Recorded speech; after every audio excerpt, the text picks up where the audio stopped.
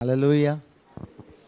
एक बार फिर से परमेश्वर पिता का धन्यवाद करते हैं इस मुबारक वक्त के लिए कि परमेश्वर ने यह अनुग्रह दिया, ये मौका दिया कि हम फिर से परमेश्वर के कलाम से रूबरू हो सकें, परमेश्वर के वचन से आज की शाम सीख सकें। आप सब ने शीर्षक देखा होगा, टाइटल देखा होगा, प्रार्थना योद्धा कैसे बने। आज मैं इसी पे चर्चा करूंगा। प्रियो, परमेश्वर ने जब मुझे बर्डन दिया 21 डेज का, प्रभु ने अपने कलाम से मुझसे कुछ बात करी और वो बातें मैं आज आपके साथ रखना चाहता हूं ताकि मैं आज इस फर्स्ट डे को शुरू कर सकूं। और ये बात बहुत गंभीर है। परमेश्वर ने मुझसे बात करी दानियल नबी की पुस्तक से। मैं चाहता हूं निकालिएगा दानियल नबी की पुस्तक, उसका 10 अध्याय और उसके पहले वचन से और तीसरे वचन तक। The book of Daniel chapter 10 verse 1 to 3। फारस देश के राजा कुशरू के राज्य के तीसरे वर्ष में दानिएल पर, जो बेलतशस्सर भी कहलाता है, एक बात प्रकट की गई। वह बात सच थी कि बड़ा युद्ध होगा। उसने इस बात को जान लिया और उसको ये देखी हुई बात समझ आ गई। उन दिनों में दानिएल 3 सप्ताह तक शोक करता रहा। उन 3 सप्ताहों के पूरे होने तक मैंने ना तो स्वादिष्ट भोजन किया और न मांस या दाखमधु अपने मुंह में रखा और न अपनी देह में कुछ तेल लगाया। सुनिएगा, परमेश्वर का वचन एक अद्भुत और सामर्थी बात कह रहा है। परमेश्वर का वचन कहता है कि दानियल के ऊपर एक बात प्रकट की गई और वो बात थी कि एक बड़ा युद्ध होगा। उसने इस बात को जान लिया और उसको ये देखी हुई बात समझ आ गई। जब दानियल को ये पता चला कि युद्ध होगा और वो इस बात को दर्शन के द्वारा समझ गया, तो दानियल ने एक बात कही। परमेश्वर का कलाम कहता है कि वो 3 सप्ताह तक शोक करता रहा, है ना। 1 सप्ताह कितने दिन का होता है? हाँ, 7 डेज। तो 3 सप्ताह कितने हुए? 21 दिन। और वो इन 21 दिनों के भीतर एक ऐसे उपवास में गया जिसमें उसने कोई स्वादिष्ट भोजन नहीं ग्रहण किया, ना मांस खाया, ना दाख मधु अपने मुंह पर रखा। इन 21 दिनों में वो परमेश्वर के सम्मुख बना रहा। पर उसने आरंभ कब किया? बाइबल कहती है जब उसे पता चला कि युद्ध होगा। प्रियो, आपको मालूम,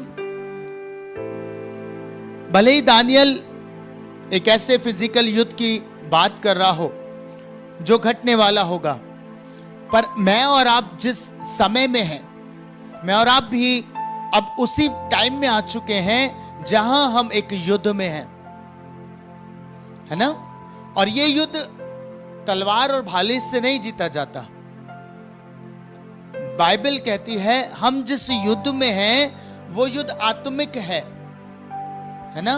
क्योंकि बाइबल में लिखा है हमारे युद्ध के जो हथियार हैं वो शारीरिक नहीं है, आत्मिक है, गढ़ों को ढा देने वाले हैं। और जब दानियल ये कह रहा था तो एक युद्ध होने वाला था। आज प्रभु ने मुझसे बात करी कि हम भी उसी एक युद्ध में हैं। आने वाला समय बहुत टफ है और उस समय में सरवाइव केवल वही करेगा जो एक अच्छे प्रार्थना जीवन को कैरी करता होगा। हालेलुया। जिसका दृढ़ विश्वास परमेश्वर पर होगा, जो अपने आत्मिक जीवन में मजबूत होगा। और जिस समय में हम हैं, हमें सबसे ज्यादा नीड एक वेपन की है। आपको मालूम है क्या? प्रेयर। सबसे सामर्थी आत्मिक हथियार जो एक मसीह जीवन का है वो है प्रार्थना, है ना। Prayer is a powerful weapon against devil. एक सामर्थ्य हथियार है शैतान के विरुद्ध। आपको मालूम शैतान किस चीज से सबसे अधिक घबराता है? सबसे अधिक शैतान घबराता है एक प्रार्थना करने वाले जन से। एक प्रार्थना योद्धा से वो सबसे अधिक घबराता है। आपको मालूम, क्योंकि एक प्रार्थना योद्धा अपनी लड़ाई को स्पिरिचुअली लड़ रहा होता है। वो आत्मिक रीति पर अपने युद्ध को लड़ रहा होता है, एक प्रेयर वॉरियर। और जो प्रार्थना योद्धा है, जब वो प्रार्थना करता है तो शैतान के गढ़ हिल जाते हैं, है ना। इसीलिए वो अधिकतर जीवनों को एक प्रार्थना योद्धा नहीं बनने देता, है ना। आप बहुत ध्यान से आज का मैसेज समझिएगा। प्रभु चाहता है कि मैं और आप एक प्रार्थना योद्धा बने, क्योंकि हम एक वॉरफेयर में हैं, हम एक युद्ध में हैं, और शैतान नहीं चाहता कि आप एक प्रार्थना योद्धा बने। आप एक साधारण प्रार्थना करने वाले जन हो सकते हैं, पर शैतान घबराता है उस व्यक्ति से जो प्रार्थना योद्धा है। जब योद्धा वर्ड यूज करते हैं, इसका मतलब है कि वो युद्ध करता है ना। और प्रार्थना में युद्ध ऐसे नहीं किया जाता कि 2 मिनट प्रार्थना करी, अपने पूरे दिन के लिए धन्यवाद किया और बस बिस्तर पे सो गए। पर एक प्रेयर वॉरियर, जिसके लिए योद्धा वर्ड यूज करते हैं हिंदी में हम, उसका मतलब है कि वो युद्ध को लड़ता है और अपने घुटनों पे लड़ता है। हालेलुया। आपको मालूम, बाइबल एक बात बताती है। एक युद्ध चल रहा था, निर्गमन 17 अध्याय को जब हम पढ़ेंगे, एक युद्ध चल रहा था। यहोशू अमालेकियों के विरुद्ध युद्ध कर रहा था, और बाइबल में लिखा है कि परमेश्वर ने मूसा को यह आज्ञा दी कि वो चोटी पर खड़ा रहे। अमालेकी जब युद्ध करने आए, मूसा चोटी पर था, यहोशू बैटलफील्ड में था, वो युद्ध कर रहा था।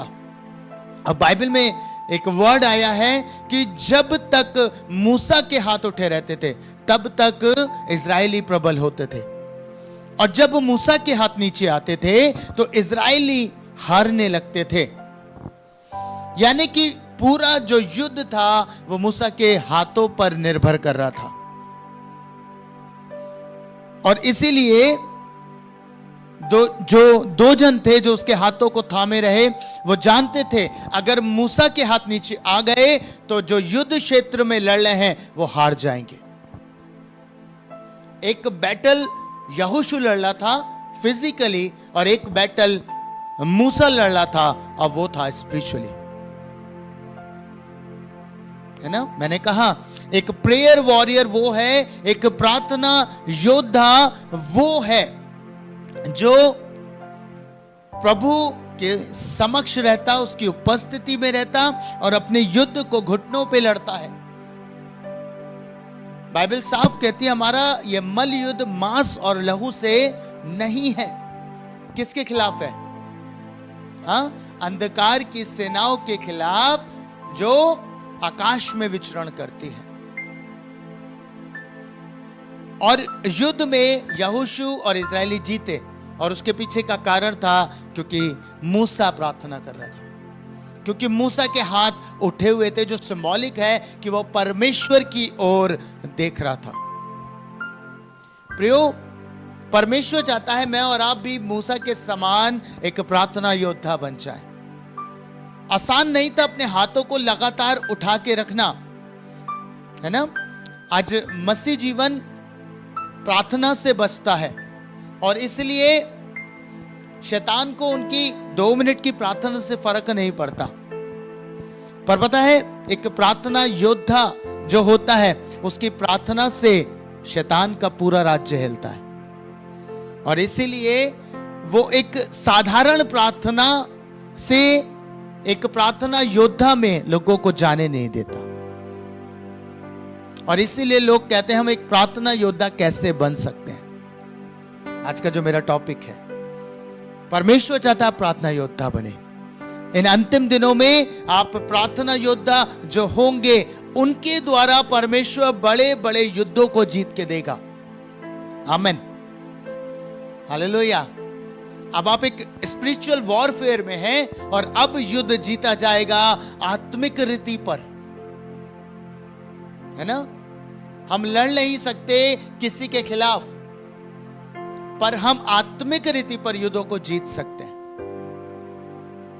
अपनी हर एक परेशानी, हर एक चिंताओं को जब हम खुदा के समक्ष लेके जाते हैं और घुटनों का जीवन जीना आरंभ करते हैं, परमेश्वर चीजों को परिवर्तित करना आरंभ करते हैं। हालेलुया।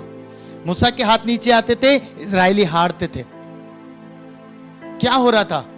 हो ये रहा था कि मूसा का जो जीवन था वो परमेश्वर के सम्मुख था, और जब उसके हाथ नीचे आ रहे थे, यानी कि वो थक रहा था, वो बंद कर रहा था प्रार्थना, इजरायली हारने लगे। इसलिए उसको हाथ उठा के रखना बहुत आवश्यक था। एक प्रेयर वॉरियर हमेशा आत्मा में जागृत रहता है। हालेलुया, है ना। बाइबल में एक वर्ड आया है कि निरंतर प्रार्थना करते रहो। कैसे कर सकते हैं निरंतर प्रार्थना, है ना। अरे मुझे तो खाना बनाना है, मुझे तो रोटी बनानी है, मुझे तो और भी बहुत सारे काम करने हैं, मैं निरंतर प्रार्थना कैसे करूं? आप निरंतर प्रार्थना कर सकते हैं आत्मा में। हालेलुया। एक आत्मिक व्यक्ति, एक प्रार्थना योद्धा हमेशा प्रेयर में रहता है। और इसलिए मैं कहता हूं आपको अब साधारण प्रार्थनाओं से निकलकर एक प्रार्थना योद्धा बनना है। आपको एक प्रेयर वॉरियर में तब्दील करना है खुद को। जिस समय में हम हैं, हमें आए दिन आत्मिक युद्ध लड़ने पड़ेंगे, है ना। शत्रु ने ये ठान लिया है, आपको मालूम, ये अब एक अधिकार करना चाहता है, दबाना चाहता है मसीहों को, पर आप बल से उससे नहीं जीत पाओगे, है ना। आपको क्या करना पड़ेगा? आपको प्रार्थना में आना पड़ेगा। आपको एक प्रेयर वॉरियर बनना पड़ेगा। अपने युद्धों को खुदा के समक्ष लेके जाना पड़ेगा और प्रभु के सामने रहकर प्रभु से विनतियां करनी पड़ेगी। तब परमेश्वर चीजों को बदल देंगे। Hallelujah, hallelujah. हमें सीखने की जरूरत है परमेश्वर के दासों से कि वो कैसे जीवन जिए। वापस से सवाल पे आता हूं, मैं कैसे प्रार्थना योद्धा बन सकता हूं, है ना। भैया आपने बोला कि हमें प्रार्थना योद्धा बनना है, पर हम कैसे बन सकते हैं? आप चाहते हैं बनना प्रार्थना योद्धा? आपको मालूम बहुत इजी है, बहुत इजी है। बहुत साधारण से स्टेप्स हैं जो हमें फॉलो करने पड़ेंगे, और हमारी जो प्रार्थना, जो एक साधारण प्रार्थना है, वो पावरफुल प्रेयर्स में कन्वर्ट हो जाएंगी। वो सामर्थ्य प्रार्थना बन जाएंगी, वो फायर के साथ की गई प्रार्थना बन जाएंगी जब हम एक प्रार्थना योद्धा बन जाएंगे। पहला पॉइंट जो एक प्रार्थना योद्धा बनने में आपकी सहायता करेगा, द फर्स्ट स्टेप,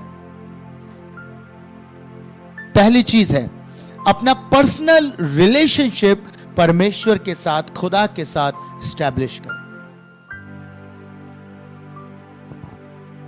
हालेलुया। पहली चीज है अपने संबंध को अपने खुदा के साथ मेंटेन करें। अगर आप किसी व्यक्ति को जानना चाहते हैं, उसे समझना चाहते हैं, तो कैसे समझते हैं? मुझे बताइए। एक व्यक्ति को आप समझना चाहते हैं, जानना चाहते हैं, उसके विषय में समझ रखना चाहते हैं, उसे क्या पसंद है, उसे क्या नापसंद है, तो आप क्या करेंगे? हाँ, क्या काम करना पड़ेगा? उसके साथ समय स्पेंड करना पड़ेगा, है ना। हाँ, चलिए एक बात शेयर करता हूं। एक लड़का जब एक लड़की को पसंद करने जाता है ना, विवाह के लिए चूज करने जाता है, उसके घर जाता है, तो जब हम देख लेते हैं, है ना, चाय आ गई, चाय पी ली, नजर भी डाल ली, लड़की पसंद है, नजर भी देख ली, लड़की पसंद है। अब करे कैसे? उसके विषय में जानना है। आपको मालूम, जो बड़े बुजुर्ग होते हैं, जो लोग होते हैं, वो समझ रखते हैं। इसीलिए जब वो उस घर में मुलाकात ठहराते हैं तो वो एक बात कहते हैं कि लड़का लड़की जाएं और बातचीत करें।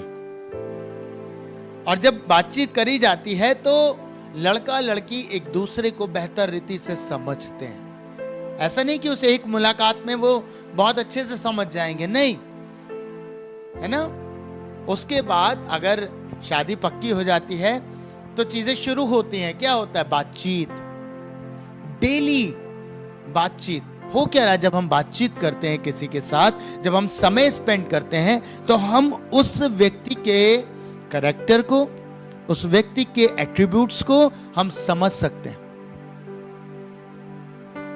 है ना।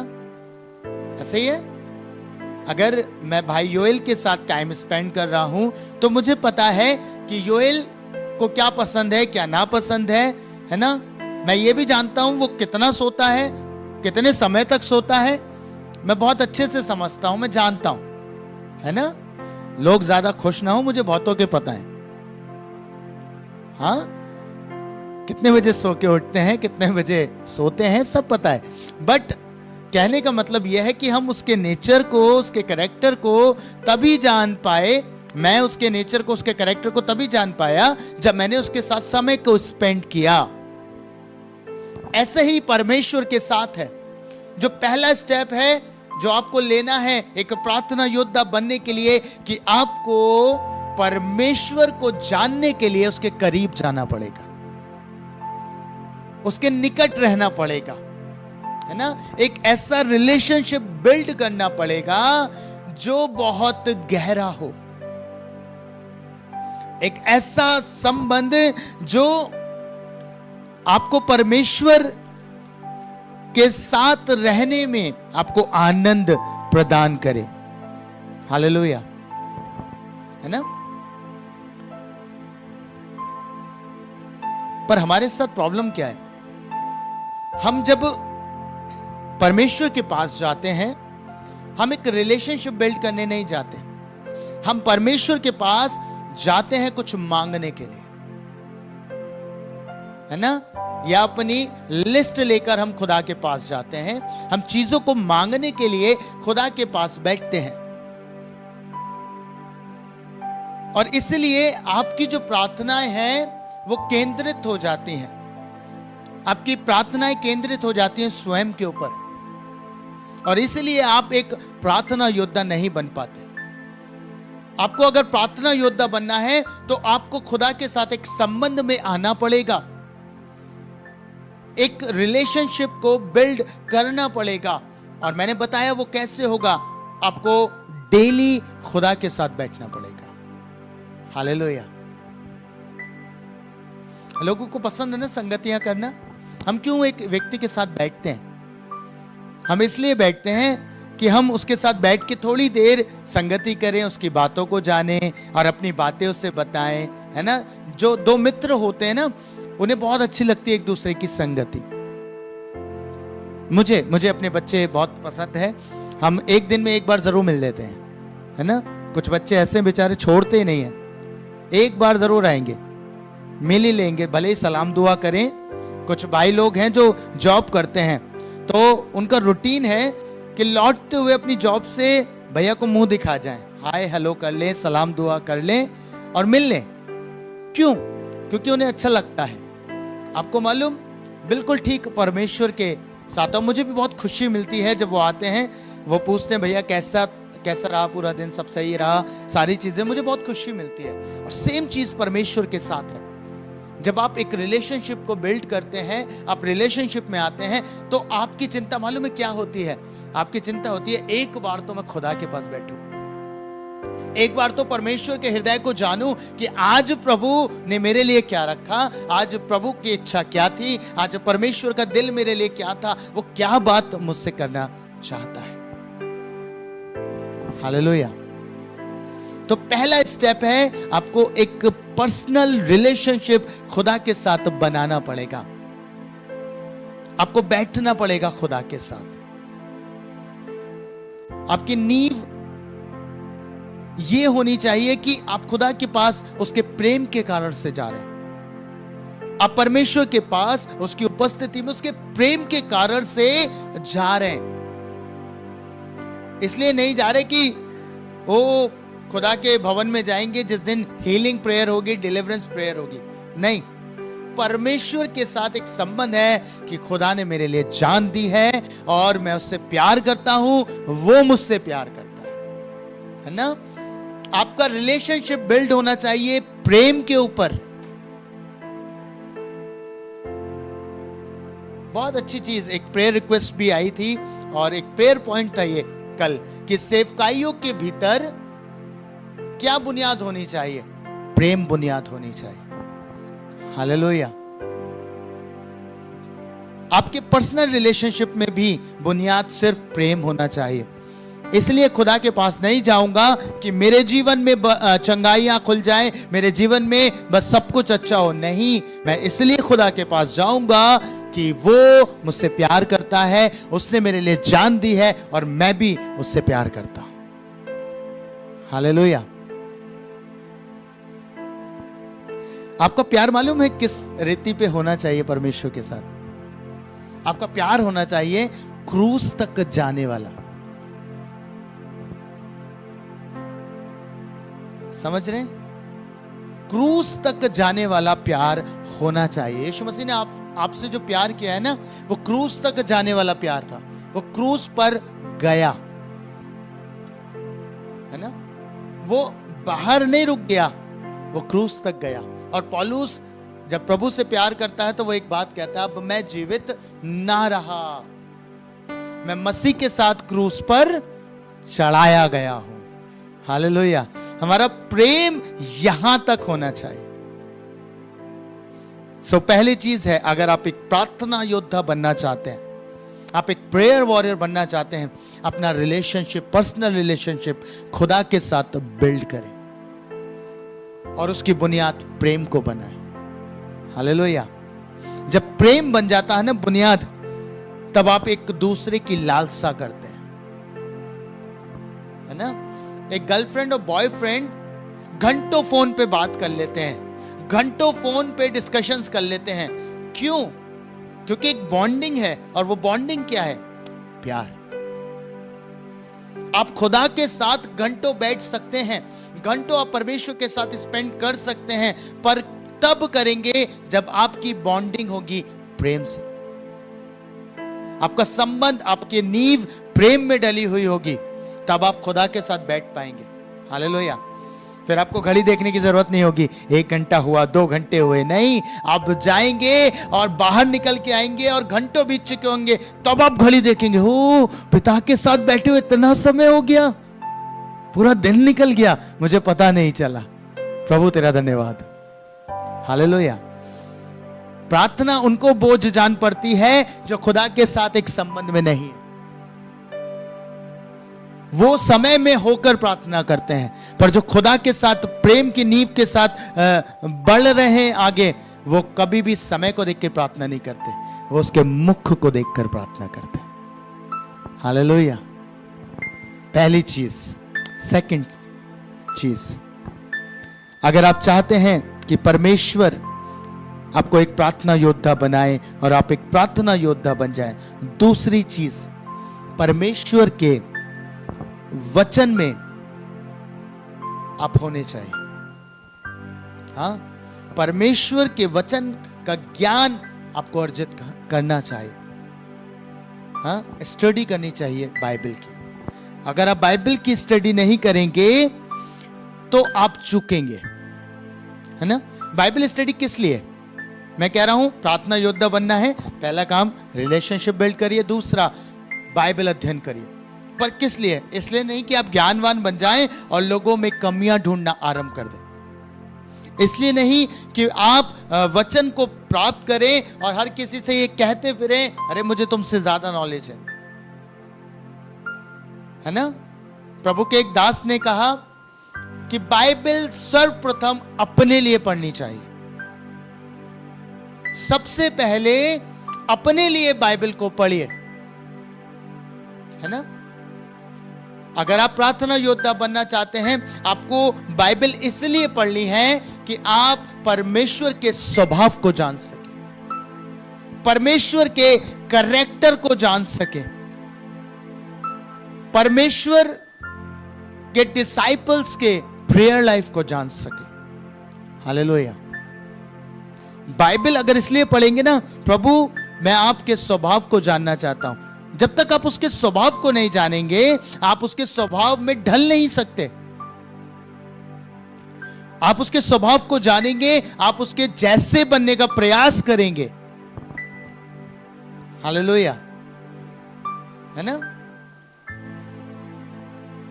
और जब आप बाइबल पढ़ें तो वचन के अंदर प्रार्थना के जीवनों को ऑब्जर्व करें।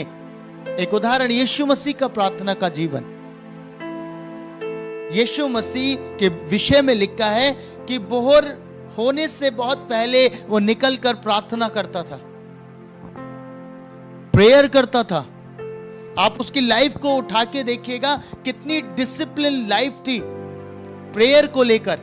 भले ही ढेरों मिरेकल कर रहा है, थक गया है, 5000 की भीड़ को खिला रहा है, सब कुछ कर रहा है, और उसके बाद क्या करता है? लोगों को विदा करता है और उसके बाद प्रार्थना करने चला जाता। हालेलुया।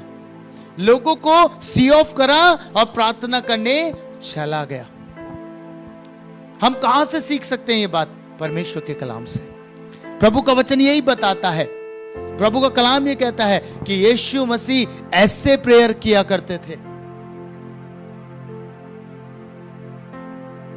जब आप प्रेरितों की पुस्तक को पढ़ेंगे, एक्ट्स को पढ़ेंगे, तो आपको पता चलेगा कि जो डिसाइपल्स थे वो प्रार्थना करने के लिए जाया करते थे। जब मिरेकल किया पवित्र आत्मा प्राप्त करने के बाद, पेंटकुस्त के दिन के बाद, तो क्या हुआ? वो मंदिर में जा रहे थे प्रार्थना करने के लिए। जब बंधुआई में चले गए परमेश्वर के डिसाइपल, उससे पहले जब उन्होंने एक स्त्री को ये बोल दिया तुझ में दुष्ट आत्माएं हैं, जो अपने स्वामियों के लिए बहुत कुछ बटोरती थी, उसको डांट दिया और उसको उसके भीतर से दुष्ट आत्मा निकाल दी। उसी के कारण से तो कैद खानों में गए।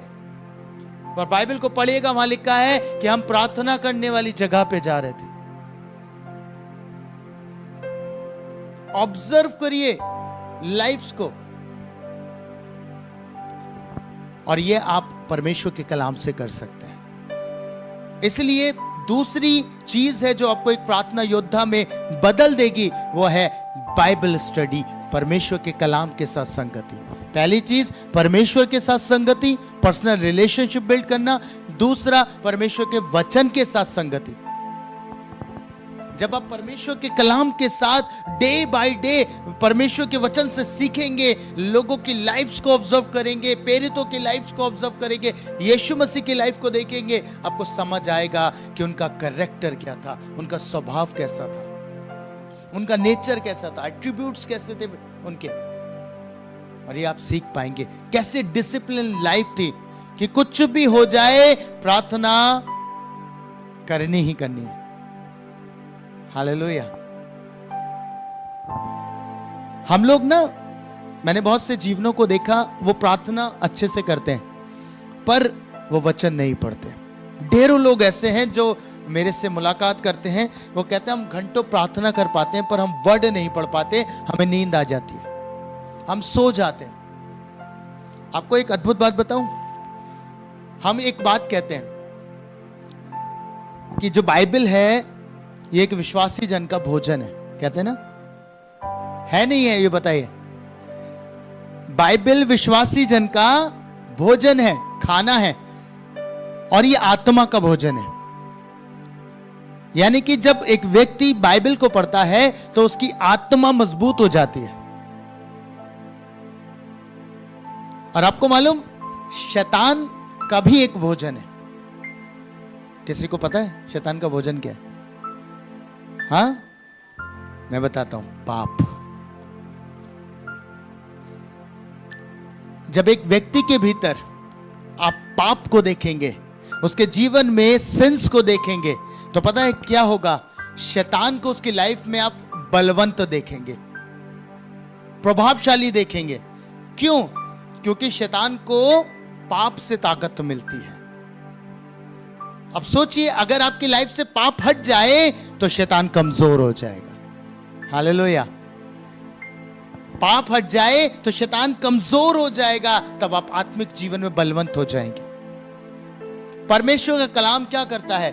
जब आप इस आईने में अपने आप को देखते हैं, आप इस आईने में अपनी सूरत को देखते हैं, अपने जीवन को देखते हैं, आप आकलन कर पाते हैं अपने जीवन का कि कौन सी बातें गलत हैं, कौन सी बातें सही हैं। और डे बाय डे जब आप इसे पढ़ते हैं, ये आपकी आत्मा में जाता है, आप अपनी आत्मा को फीड कर रहे होते हैं। और जितना अधिक आप वर्ड पढ़ेंगे उतना अधिक आप पाप से बच जाएंगे। हालेलुया। क्योंकि बाइबल हमें पाप करने से रोकती है, बाइबल हमें अपराध करने से रोकती है। और जब हम अपराध नहीं करेंगे, पाप नहीं करेंगे, तो शैतान कमजोर हो जाएगा। और जब वो कमजोर हो जाएगा तो कौन स्ट्रांग होगा? हाँ, आपकी आत्मा स्ट्रांग हो जाएगी। पर कैसे? खुदा के कलाम से। प्रार्थना योद्धा बनना है, पर्सनल रिलेशनशिप खुदा के साथ, परमेश्वर के साथ आपका संबंध स्थापित करें। दूसरी चीज, परमेश्वर के वचन के साथ अपना संबंध स्थापित करें। तीसरी चीज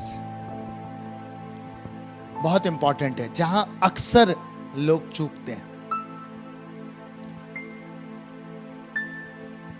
तीसरी चीज है, एक पर्टिकुलर टाइम आप डेडिकेट करें परमेश्वर को कि उस समय मुझे प्रार्थना करनी है। हालेलुया। अगर एक प्रेयर वॉरियर बनना है ना, तो अपनी लाइफ को डिसिप्लिन में लाना पड़ेगा। एक टाइम आप बना लीजिए कि मुझे इस घड़ी प्रार्थना करनी है।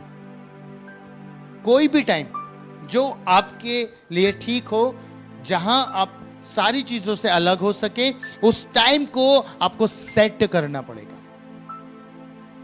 एक समय आपको बांधना पड़ेगा और ठहराना पड़ेगा कि मैं इस वक्त में प्रार्थना करूंगा। आपको मालूम होता क्या है?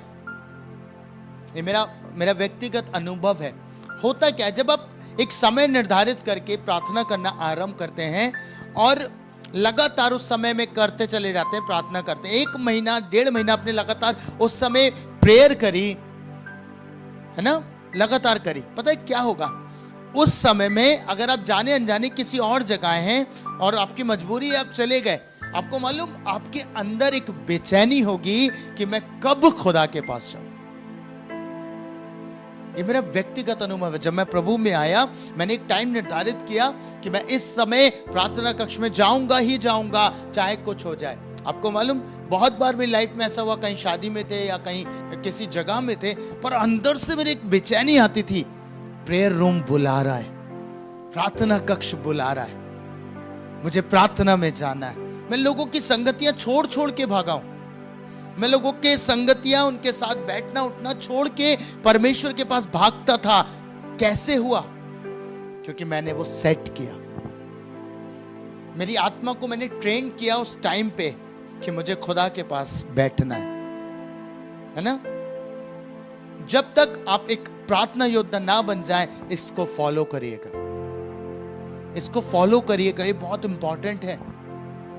कोई भी टाइम रखिए, मैं ये नहीं कह रहा, और आप ये गलती मत करिएगा, अगर उस समय बाई चांस आप बिजी हो गए, आप नहीं कर पाए प्रेयर, तो प्रेयर ही नहीं करी, ऐसा मत करिएगा, है ना।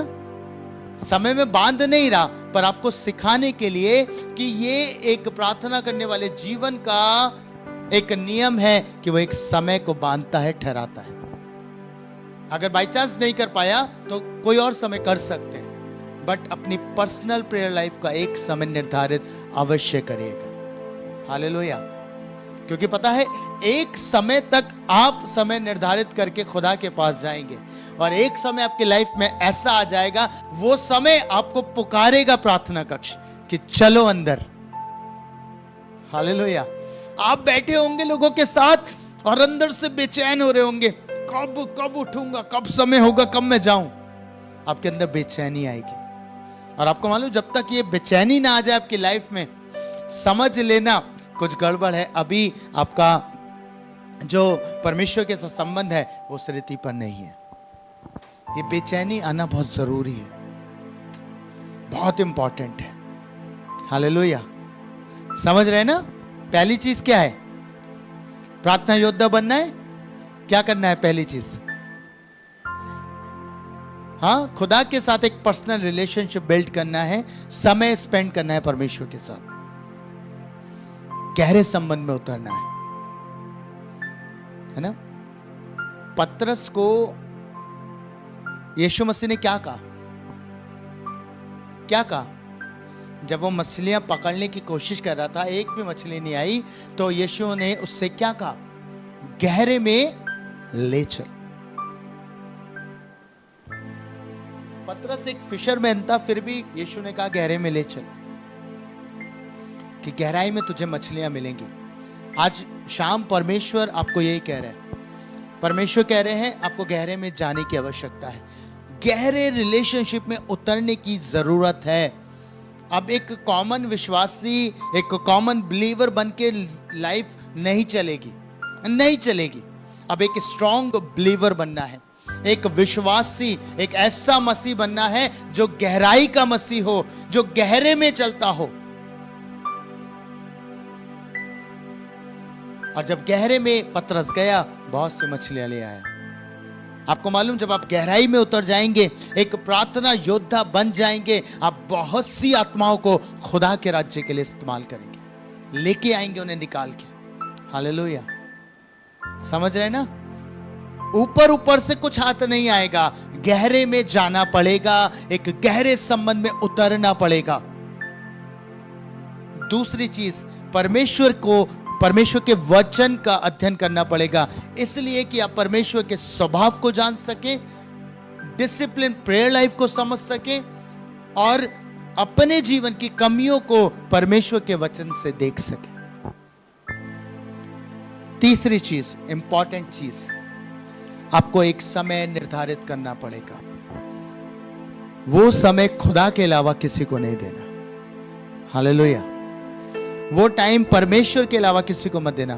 बहुत मजबूरी हो, बहुत आपको लगे कि हाँ नहीं कर पाऊंगा, नहीं हो पाएगा, तो चलेगा, टाइम बदल के दूसरे समय प्रार्थना करिए, पर इसे बिल्कुल छोड़िएगा मत। हालेलुया। जरूर से एक समय निर्धारित करिएगा। मैंने बताया 3 स्टेप हैं। जैसे ये 3 स्टेप आप फॉलो करेंगे, आप डे बाय डे एक साधारण प्रार्थना से एक सामर्थी प्रार्थना में, प्रार्थना योद्धा में तब्दील हो जाएंगे। हालेलुया। मुझे बताइए, आपने 1 महीने से फॉलो किया तो क्या होगा? वो आपकी प्रार्थना का जीवन बदल जाएगा। आप उठते बैठते चलते फिरते किसी भी समय प्रार्थना कर सकते हैं। हालेलुया। समझ रहे ना? अरे एक संबंध बन गया ना पिता के साथ, एक रिलेशन क्रिएट हो गया, बन गया, फिर तो कभी भी उससे बात कर सकते हैं ना। जरूरी नहीं कि हमें बस घुटने टेक के गिड़गिड़ाना है, रोना है, तभी खुदा हमारी सुनेगा। नहीं, आप चलते फिरते फिर उससे बात कर सकते हैं। मैं हमेशा अपने बच्चों से कहता हूं, एक समय तक तुम प्रार्थना कक्ष में जाओगे, फिर एक समय के बाद प्रार्थना कक्ष तुम्हारे साथ जाएगा। हालेलुया। एक समय तक तुम खुदा को खोजोगे और एक समय बाद खुदा आपके साथ चलेगा। कितना अमेजिंग है ना? हालेलुया। अब सुनिएगा, यह है 3 चरण मैंने साधारण बताए, बहुत सारे हैं, बट ये बहुत 3 इंपॉर्टेंट फेज हैं जो आप फॉलो करेंगे, आप प्रार्थना योद्धा बन जाएंगे। अच्छा, मैं पर्सनली आपसे एक सवाल कर रहा हूं, मेरा मैसेज लगभग समाप्त हो गया।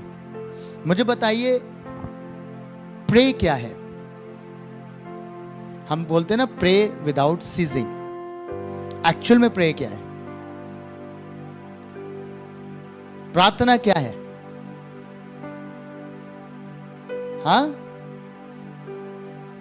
हाँ, बिल्कुल सही बात है। चलिए प्रे को तोड़ के देखते ना। पी पहला वर्ड है, पी का मतलब प्रेज, वर्शिप, परमेश्वर की आराधना। जब आप एक प्रार्थना योद्धा बनेंगे ना, आपको वास्तव में समझ में आएगा प्रार्थना क्या है। आपको समझ आएगा प्रेयर आखिर है क्या, है ना? प्रे करना आखिर है क्या? प्रार्थना का मतलब है जब आप खुदा की उपस्थिति में होंगे, पहली चीज आप आरंभ करते हैं प्रेस करने से। आप परमेश्वर को प्रेस करते हैं। किस लिए? क्योंकि जो वो है उसके लिए, और जो उसने आपके लिए किया उसके लिए। हालेलुया। दूसरा वर्ड आर, और आपको मालूम इस वर्ड के बड़े मायने हैं। पूरी बाइबल का जो बेस है वो इसी पे है। ये वर्ड है रिपेंट। यीशु मसीह ने प्रचार किया, मन फिराओ, रिपेंट करो। जॉन द बैप्टिस्ट ने प्रीच किया, मन फिराओ, है ना। पूरी बाइबल का मुख्य थीम जो है वो यही है, रिपेंट। आपको रिपेंट करना होगा, कन्फेस करना होगा अपने सिंस को। जब आप प्रेयर करने जाते हैं, कई बार कुछ ऐसे जीवन में पाप होते हैं, जब आप परमेश्वर के साथ बैठेंगे आपको शायद नहीं दिखेंगे, पर परमेश्वर आपको बताएगा। हालेलुया। परमेश्वर हर छोटी बड़ी चीज आप पे रिवील करता है पवित्र आत्मा के द्वारा। कुछ ऐसे पाप होते हैं जो हम नहीं जानते। मैं प्रभु के दास के साथ बैठा था और उनके मुंह से अचानक से एक बात निकल गई कि मैं अब इन दिनों बहुत सॉन्ग सुन रहा हूँ, जिसे देखो वो याला गाना गा रहा है, याला गाना गा रहा है, ऐसे ऐसे करके बोले। इसलिए मैंने गाना ही बंद कर दिया।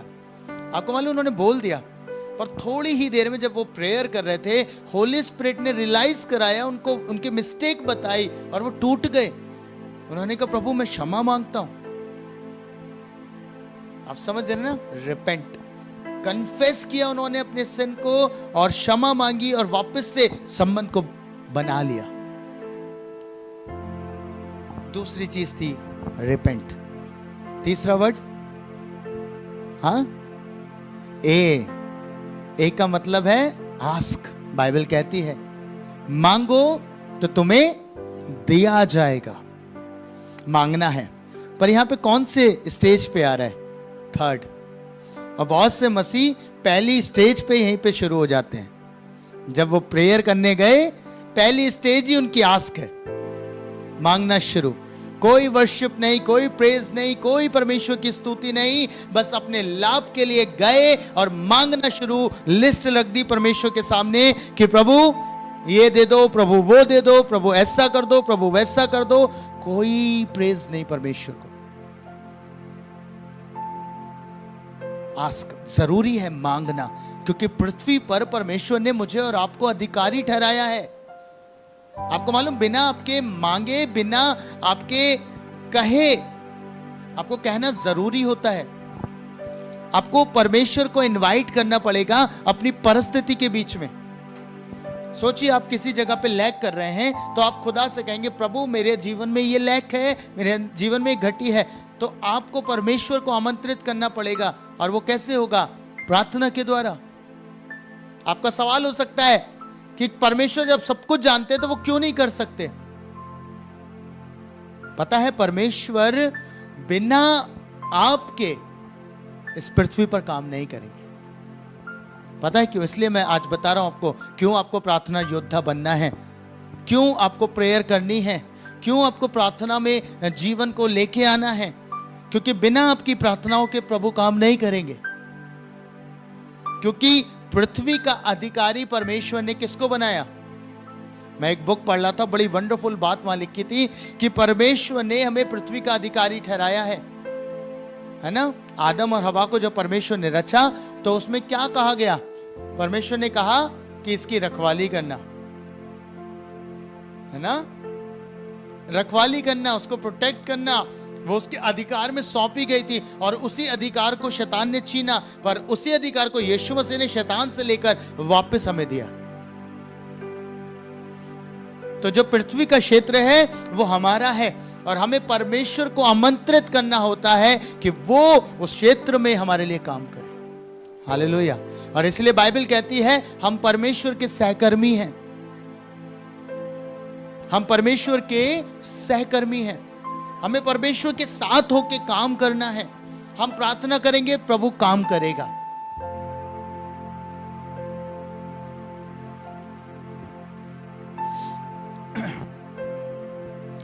अगर बिना कहे प्रभु कर रहा होता तो एलिया एक बात नहीं कहता।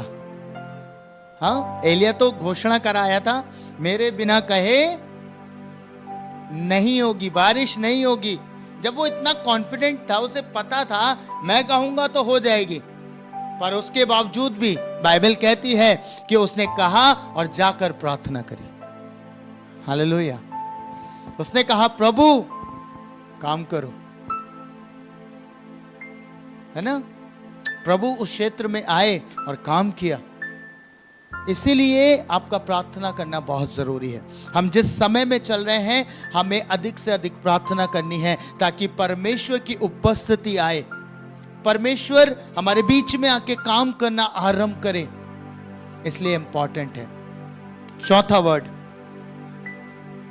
इंग्लिश में से कहते हैं yield, submit to God's will. सही हूं मैं? सबमिट टू गॉड्स विल, परमेश्वर की इच्छा में समर्पण।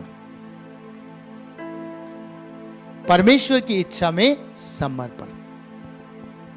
अब आप समझ गए ना, प्रे का मतलब परमेश्वर की इच्छा में आपको समर्पण करना पड़ेगा।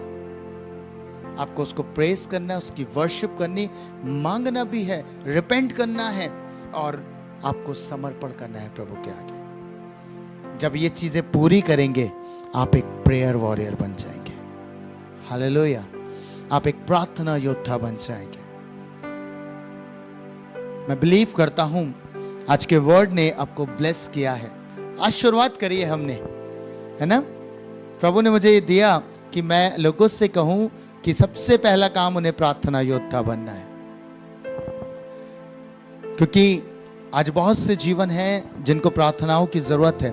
हमने लिस्ट भेजी है, बहुत सारी प्रार्थना निवेदन हमारे पास आई और हमने भेज दी हैं, और तमाम लोग हर घंटे में प्रार्थना कर रहे हैं। मैं बिलीव करता हूं कि वो लापरवाह नहीं है, वो आपके लिए जागृत हैं।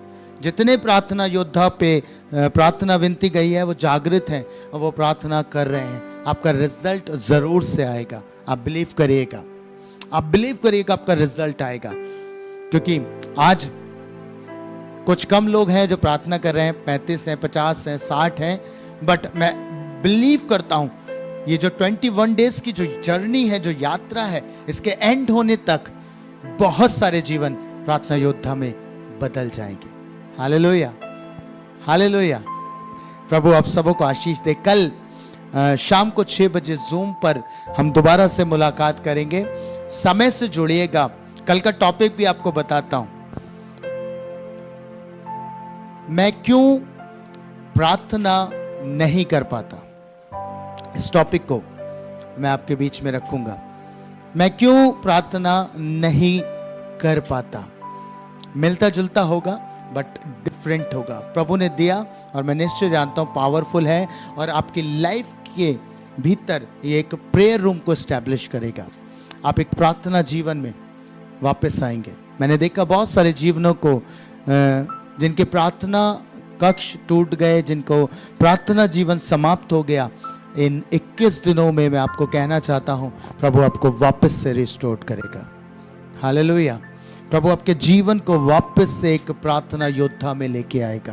प्रार्थना योद्धा आप बन जाएंगे परमेश्वर के। हालेलुया। और फिर आप देखेंगे पृथ्वी के क्षेत्र में प्रभु के काम को होता हुआ। खुदा आप सबों को बरकत दे। मैं प्रार्थना करना चाहता हूं। आइए मिलकर हम प्रार्थना करें। Thank you Jesus. Hallelujah, hallelujah, hallelujah. परमेश्वर पिता, हम आपका धन्यवाद करते हैं प्रभु। धन्यवाद करते हैं कि आपने इस सामर्थी वचन के साथ प्रभु इन 21 दिनों की शुरुआत कराई है प्रभु। दानियल इसलिए प्रभु प्रार्थना और उपवास में गया, वो जान गया था कि युद्ध होने वाला है। प्रभु हम इसलिए आए हैं क्योंकि हम भी जानते हैं कि हम एक वॉरफेयर में आ गए हैं परमेश्वर। हम भी एक युद्ध में आ गए हैं। ये युद्ध प्रभु शारीरिक नहीं है, ये आत्मिक है परमेश्वर। ये आत्मिक है प्रभु, जिसे हमें आत्मकरण में लड़ना है परमेश्वर। मैं प्रार्थना करता हूं प्रभु, आज जब तेरे लोगों ने इस वचन को सुना है, ओ उनकी आत्मा से अब बात करें प्रभु। वो खड़े हों, बन जाए एक प्रार्थना योद्धा प्रभु, क्योंकि पृथ्वी पर आज प्रार्थना योद्धाओं की जरूरत है। जितनी गड़बड़ी प्रभु इस संसार में फैल गई है, उन सबको रोकने के लिए सिर्फ और सिर्फ प्रार्थनाएं हैं प्रभु। जितना अधिक हम प्रार्थना करेंगे उतना अधिक प्रभु आप काम करेंगे, उतना अधिक आप पृथ्वी के क्षेत्र में काम करेंगे प्रभु। हम अपनी प्रार्थनाओं के द्वारा आपको आमंत्रित करते हैं परमेश्वर। हम चाहते हैं आप हमारे जीवनों में काम करें प्रभु। जिन विषयों के लिए हम प्रार्थना कर रहे हैं प्रभु, घुटनों पर आकर प्रार्थना कर रहे हैं, आंसुओं के साथ प्रार्थना कर रहे हैं प्रभु, हम चाहते हैं इन 21 दिनों के खत्म होने से पहले उन सारी प्रार्थनाओं का उत्तर हमारी गोद में आ जाए परमेश्वर। उन सारी प्रार्थनाओं का उत्तर हम प्राप्त करें प्रभु। प्रभु आपके लोग पीड़ा में हैं, आपके लोग बहुत सताव में हैं और आपकी ओर ताक रहे हैं प्रभु। जैसे दासों की आंखें अपने स्वामियों की ओर लगी रहती हैं, हमारी आंखें तेरी ओर लगी हैं परमेश्वर, और हम तुझे आमंत्रित करते हैं, हम तुझे पुकारते हैं प्रभु यीशु मसीह कि आप हमारे जीवन में काम करें प्रभु। आप इन लोगों की लाइफ में काम करें जो असहाय हैं, जो बीमारी की अवस्था में हैं प्रभु, जो सताए जा रहे, कुचले जा रहे, दबाए जा रहे हैं प्रभु। आपके लोगों की नाम धराई हो रही है, उनकी निंदा हो रही है परमेश्वर। मैं चाहता हूं आप अपने लोगों की नाम धराई को दूर करें प्रभु। हामान ने षड्यंत्र किया प्रभु मुर्दकै के खिलाफ, इजरायली कौम के खिलाफ। प्रभु आपका वचन कहता है जो गड्ढा खोदता है वो आप ही उसमें गिर जाता है। उसने गड्ढा खोदा परंतु परमेश्वर आपने उसको उसी में गिरा दिया। जो नियम उसने बनाया था प्रभु धोखे के साथ, उसके अगेंस्ट में परमेश्वर आपने अपने लोगों को हियाव दिया, सामर्थ्य दी, उन्हें बलवंत किया। आज प्रार्थना करता हूं परमेश्वर आपके लोगों के साथ ऐसा ही कर प्रभु। हम आपकी संतानें हैं प्रभु, और आपका वचन कहता है तू हमें कभी नहीं छोड़ेगा, तू हमें कभी नहीं त्यागेगा। आज हामान की वो तमाम युक्तियों को देख प्रभु जो वो बनाता है। आत्मकृति पर प्रभु इस बात को मैं कहता हूं, उसकी युक्तियां निष्फल हो जाएं, उसकी योजनाएं निष्फल हो जाएं। हाँ प्रभु, जो फंदा उसने आपके लोगों के लिए बनाया वो सारे शत्रु के फंदे निष्फल हो जाएं यीशु मसीह के नाम में, यीशु के सामर्थ्य नाम में। प्रभु अपने लोगों को ताकतवर बनाए, एकजुट करें, यूनिटी में लेके आए प्रभु। मैं प्रार्थना करता हूं प्रभु, आपकी सामर्थ्य को आपके लोगों के ऊपर खोलता हूं। ये यात्रा जो आत्मिक है, हम बहुत कुछ सीखना चाहते हैं इस यात्रा में। चाहते हैं प्रभु हमारे जीवन रिस्टोर्ड हो जाए, हम नए आयामों को प्राप्त करें, हम प्रभु बढ़ोतरी को प्राप्त करें, हमारा सीजन हम प्राप्त करें प्रभु। यीशु मसीह के सामर्थ्य नाम में मांगता हूं, आमीन।